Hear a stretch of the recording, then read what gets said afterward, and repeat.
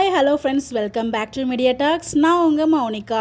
So நேற்றுக்கு நம்ம விஜய் பார்த்திங்கன்னா ஒரு கடைக்கு போயிருப்பாங்க. அதை பார்க்கும்போதே பார்த்திங்கன்னா அது மெடிக்கல் ஷாப் மாதிரி தான் இல்லை. பட் நம்ம ஃபேன்ஸ் எந்த லெவலுக்கு பார்த்திங்கன்னா ஒரு மாதிரி திங்க் பண்ணியிருக்காங்க பாருங்கள். ஸோ நிறைய அப்டேட்ஸ் நம்மளால் அந்த மாதிரி கமெண்ட்ஸ் நம்மளால் பார்க்கவும் முடிஞ்சிச்சு.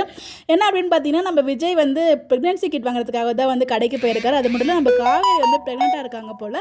அதை போயிட்டு விஜய் கிட்ட சொல்லியிருக்காரு. ஸோ அதுதான் வீட்டில் 2 பேரும் சோகமாக இருக்க மாதிரி வீட்டுக்குள்ளே போவாங்களே, அதனால தான் அவங்க சோகமாக இருக்காங்க அப்படின்ற மாதிரி அந்த அளவுக்கு கற்பனை பண்ணிட்டு இருக்காங்க நம்ம ஃபேன்ஸு.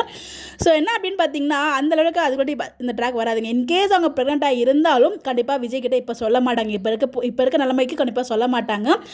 இப்போ அந்த ட்ராக் கொண்டு வர மாட்டாங்கன்னு நினைக்கிறேன். பட் இன்கேஸ் ப்ரெக்னெண்ட் ஆகிறதுக்கு நிறைய வாய்ப்புகள் இருக்குது. அந்த மாதிரி ட்ராக் கொண்டு வராங்க. பட் அதுக்கான ட்ராக் இப்போ உடனே வராது. இன்னும் கொஞ்சம் நாள் ஆகும். பிகாஸ் அவங்க வீட்டு வெளியே 2-3 days அந்த மாதிரி தானே கொண்டு வந்திருக்காங்க. அப்படிங்கிறப்ப அவ்வளோ சீக்கிரம் இந்த ப்ரெக்னன்சி ட்ராக்கை காமிக்க மாட்டாங்க.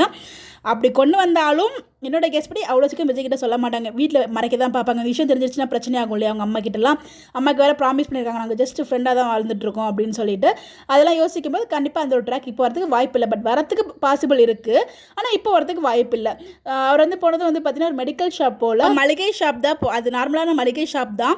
ஸோ அங்கே தான் போயிருக்காங்க. அது அங்கே கிடைக்கிறது வாய்ப்பு கிடையாது ப்ரெக்னென்சி கிட்ட. ஸோ எனக்கு தெரிஞ்சு பார்த்தீங்கன்னா நம்ம கெஸ் பண்ண மாதிரி அது ஒரு ப்ராஜெக்ட் நம்ம நர்மதாக்கு ஹெல்ப் பண்ணுறதுக்காக பார்த்தீங்கன்னா விஜய் போயிருக்காரு. நான் கெஸ் பண்ணியிருக்காரு. அதான் நம்மளோட கெஸ்ஸு. பார்ப்போம் என்ன நடக்குது அப்படின்னு சொல்லிட்டு உங்களோட பிள்ளைங்க மறக்காமல் கமெண்ட்டில் ஷேர் பண்ணுங்கள். இந்த மாதிரி எப்படி தெரிஞ்சுக்க நம்மளோட சேனலை ஃபாலோ பண்ணிக்கோங்க. Bye bye. நிறைய அப்டேட்ஸ் கொடுக்கும்போது அதுவும் வேறு மாதிரி அப்டேட்ஸ் கொடுக்கும்போது ஃபேன்ஸ் நம்ம எல்லாருமே குழம்பிட்டு ஆளுக்கு ஒரு யுகத்தில் யூகிச்சுட்டு இருக்கோம். எந்த யுகம் நடக்குதுங்கிறது வெயிட் பண்ணி தான் பார்க்கணும். உங்களுடைய கருத்துக்கு மறக்காமல் கமெண்ட்டில் சொல்லுங்கள்.